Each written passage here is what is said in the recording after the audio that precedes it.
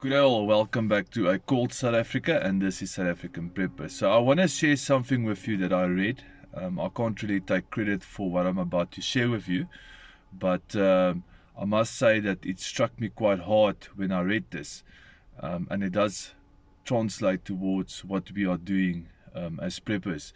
So there's a quote in the New Testament that says, "The meek shall inherit the world or the earth." And then the guy goes on to say that the meek is not really well translated in the English Bible.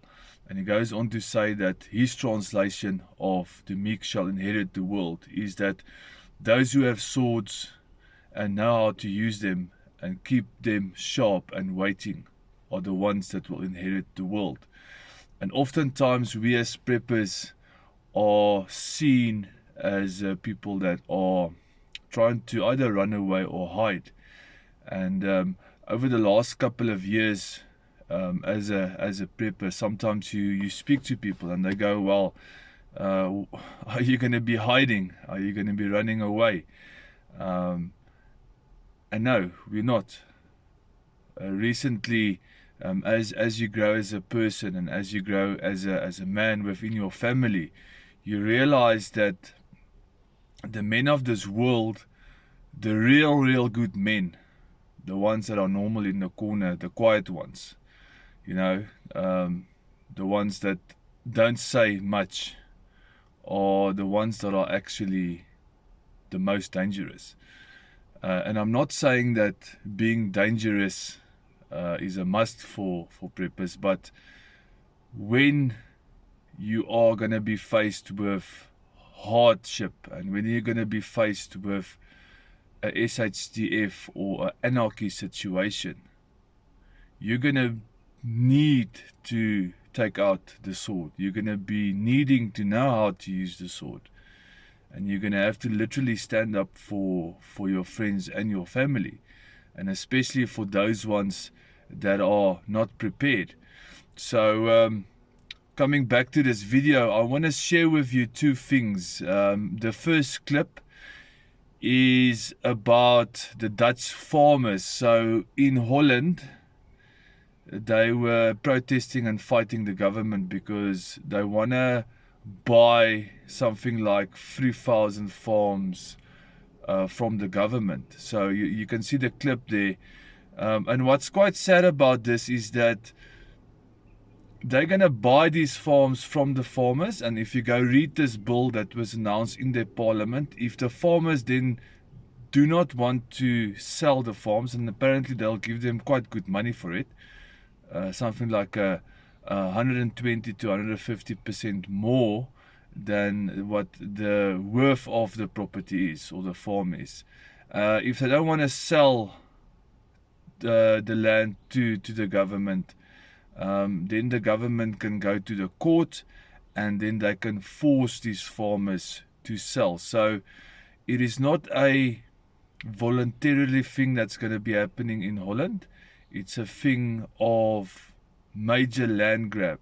And we've seen this in South Africa before, where government buys farms. Now, I personally know of about 4,000 farms in South Africa where the government has got the title deeds in their offices and they are actually not giving it to the people which they bought the farms for.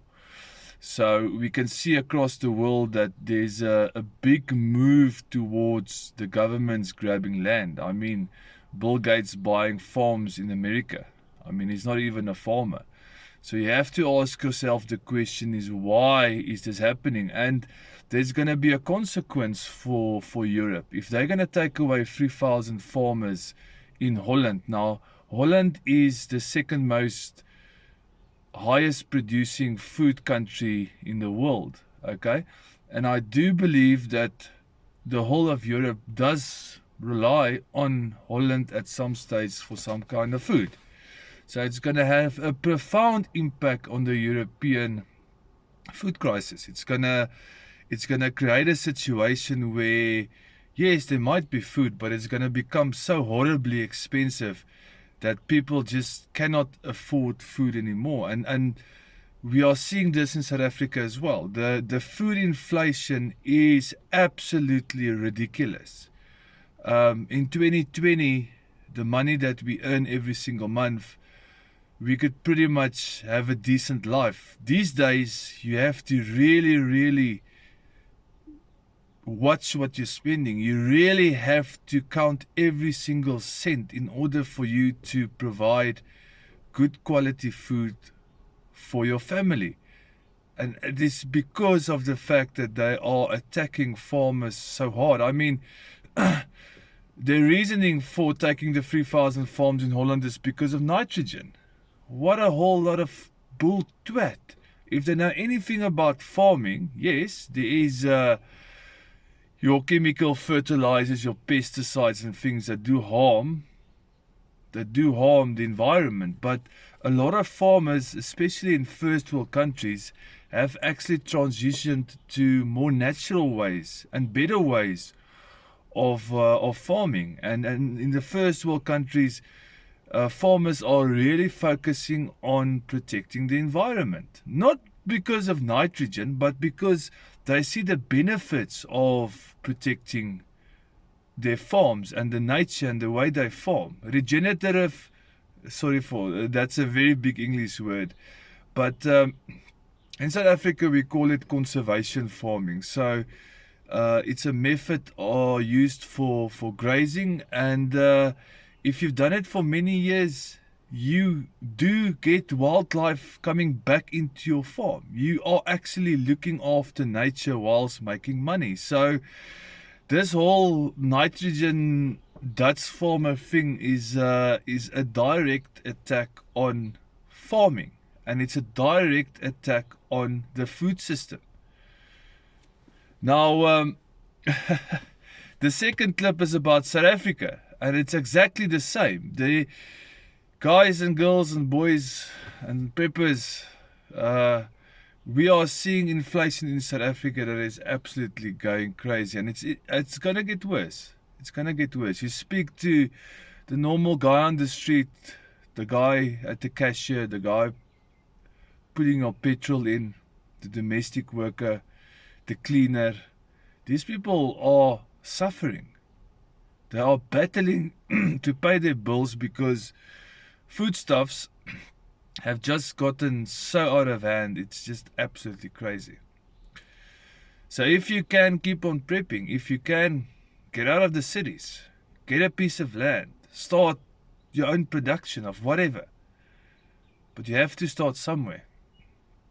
Remember, a good man is a man that is able to protect his family, and a good man is able to wield the sword when the time comes.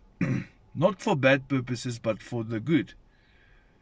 For your family, maybe for your culture, maybe for your people around you. This is South African Prepper. Please like, share and subscribe.